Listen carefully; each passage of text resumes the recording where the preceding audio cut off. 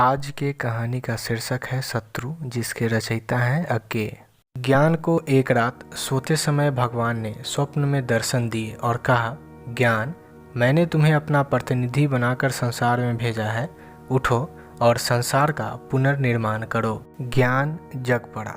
उसने देखा संसार अंधकार में पड़ा है और मानव जाति उस अंधकार में पथभ्रष्ट होकर विनाश की ओर बढ़ती चली जा रही है। वह ईश्वर का प्रतिनिधि है तो उसे मानव जाति को पथ पर लाना ही होगा, अंधकार से बाहर खींचना ही होगा, उसका नेता बनकर उनके शत्रुओं से युद्ध करना ही होगा। और वह जाकर चौराहे पर खड़ा हो गया और सबको सुनाकर कहने लगा, मैं मसीहा हूँ, मैं पैगंबर हूँ, भगवान का प्रतिनिधि हूँ। मेरे पास तुम्हारे उद्धार के लिए एक संदेश है। लेकिन किसी ने उसकी बात नहीं सुनी। कुछ उसकी ओर देखकर हंस पड़ते, कुछ कहते पागल है, अधिकांश कहते यह हमारे धर्म के विरुद्ध शिक्षा देता है, नास्तिक है, इसे मारो, और बच्चे उसे पत्थर मारने लगते थे। आखिर तंग आकर वह एक अंधेरी गली में छिपकर बैठ गया और सोचने लगा। उसने निश्चय किया कि मानव जाति का सबसे बड़ा शत्रु है धर्म, उसी से लड़ना है। तभी पास कहीं से उसने स्त्री के करुण क्रंदन की आवाज़ सुनी। उसने देखा एक स्त्री भूमि पर लेटी है, उसके पास एक छोटा सा बच्चा पड़ा है जो या तो बेहोश है या मर चुका है, क्योंकि उसके शरीर में किसी प्रकार की गति नहीं है। ज्ञान ने पूछा, बहन क्यों रोती हो? उस स्त्री ने कहा, मैंने एक विधर्मी से विवाह किया था। जब लोगों को इसका पता चला तब उन्होंने उसे मार डाला और मुझे निकाल दिया। मेरा बच्चा भी भूख से मर रहा है। ज्ञान का निश्चय और दृढ़ हो गया। उसने कहा, तुम मेरे साथ आओ, मैं तुम्हारी रक्षा करूंगा, और उसे अपने साथ ले गया। ज्ञान ने धर्म के विरुद्ध प्रचार करना शुरू किया। उसने कहा, धर्म झूठा बंधन है, परमात्मा एक है, आबाद है और धर्म से परे है।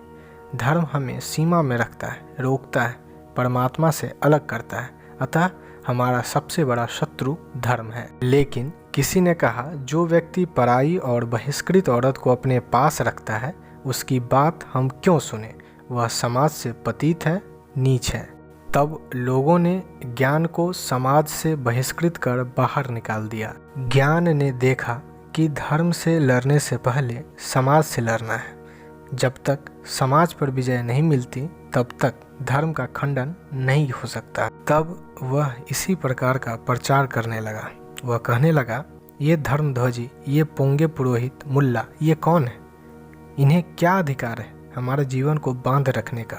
आओ हम इन्हें दूर कर दें, एक स्वतंत्र समाज की रचना करें ताकि हम उन्नति के पथ पर बढ़ सकें। तब एक दिन विदेशी सरकार के 2 सिपाही आकर उसे पकड़ ले गए, क्योंकि वह समाज में परस्पर विरोध जगा रहा था। ज्ञान जब जेल काट कर बाहर निकला तब उसकी छाती में इन विदेशियों के प्रति विद्रोह धधक रहा था। यही तो हमारी क्षुद्रताओं को अस्थायी बनाकर रखते हैं और उससे लाभ उठा रहे हैं। पहले अपने को विदेशी प्रभुत्व से मुक्त करना होगा, तब समाज को तोड़ना होगा, तब धर्म को। और वह गुप्त रूप से विदेशियों के विरुद्ध लड़ाई का आयोजन करने लगा।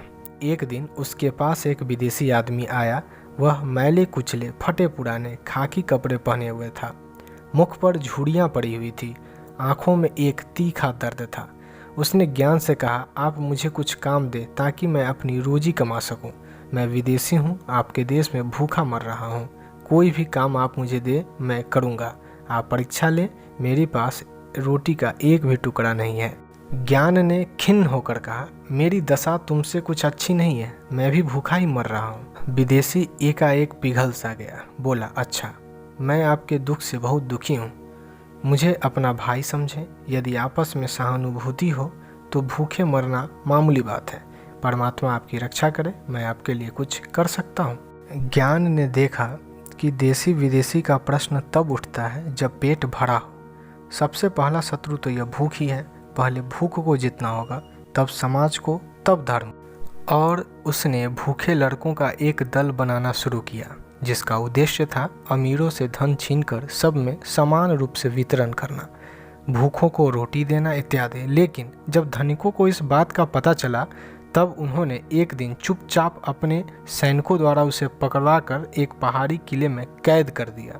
वहाँ एकांत में उसे सताने के लिए नित्य एक मुट्ठी चबैना और एक लोटा पानी दे देते थे। धीरे धीरे ज्ञान का हृदय ग्लानि से भरने लगा। जीवन उसे बोझ जान पड़ने लगा। निरंतर यह भाव उसके भीतर जगा करता कि मैं ज्ञान, परमात्मा का प्रतिनिधि, इतना विवश हूँ कि पेट भर रोटी का प्रबंध मेरे लिए असंभव है। यदि ऐसा है तो जीवन कितना व्यर्थ है, जीना बेकार है। एक दिन वह किले की दीवार पर चढ़ गया।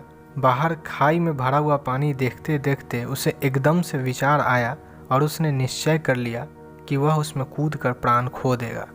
परमात्मा के पास लौटकर प्रार्थना करेगा कि मुझे इस भार से मुक्त करो। मैं तुम्हारा प्रतिनिधि तो हूँ, लेकिन ऐसे संसार में मेरा कोई स्थान नहीं है। वह स्थिर मुग्ध दृष्टि से खाई के पानी में देखने लगा।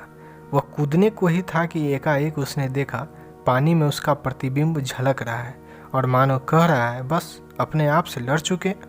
ज्ञान सहम कर रुक गया, फिर धीरे धीरे दीवार पर से नीचे उतर आया और किले में चक्कर काटने लगा। और उसने जान लिया कि जीवन की सबसे बड़ी कठिनाई यही है कि हम निरंतर आसानी की ओर आकृष्ट होते रहते हैं।